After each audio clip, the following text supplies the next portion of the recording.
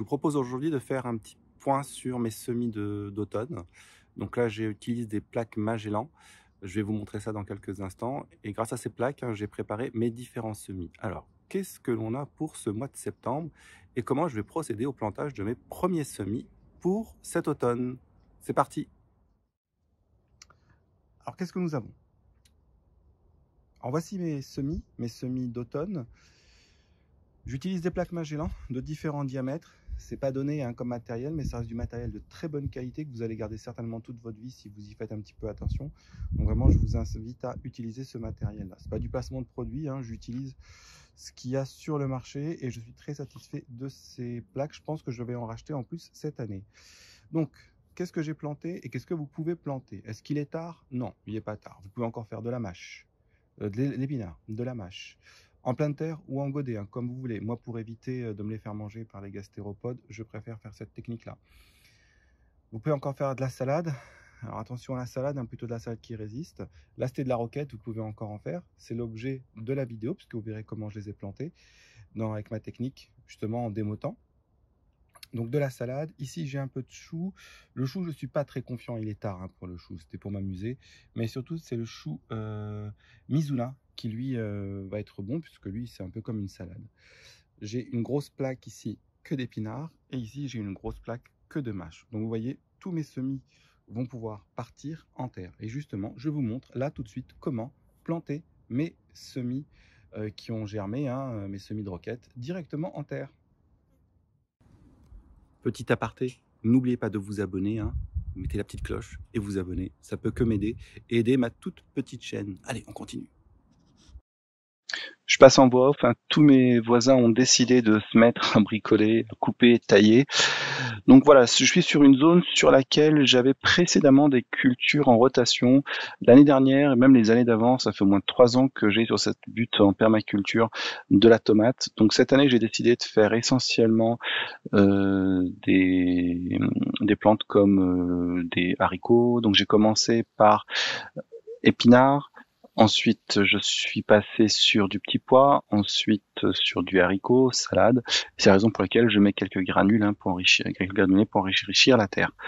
J'arrose abondamment. Il est hyper important d'arroser abondamment, surtout que ce bac là en permaculture. Je ferai une vidéo dessus. Je vais le démonter. J'en suis pas très content.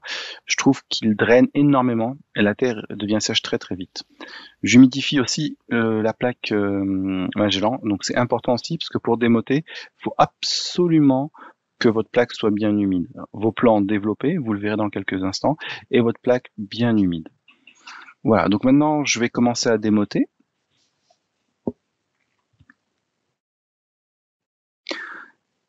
Chez Magellan, vous pouvez prendre des plaques à démoter. C'est assez onéreux, je trouve. C'est sûr que quand on est professionnel, ça va très vite. Vous verrez, c'est un petit peu long, mais voilà, c'est très pratique comme plaque. Vous avez pu voir, le système racinaire est développé, donc il n'y a plus qu'à faire un petit trou à l'aide de la main et hop, c'est planté. J'avais même fait un petit gabarit, une espèce de bout de bois pour planter mes haricots dans une terre qui était un peu plus difficile.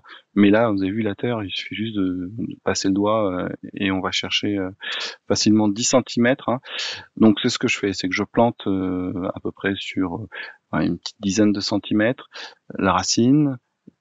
Et je fais ça à peu près par une largeur de main entre chaque plant, histoire de les laisser respirer parce que là, ça va bien se développer. La roquette, ça se développe très bien.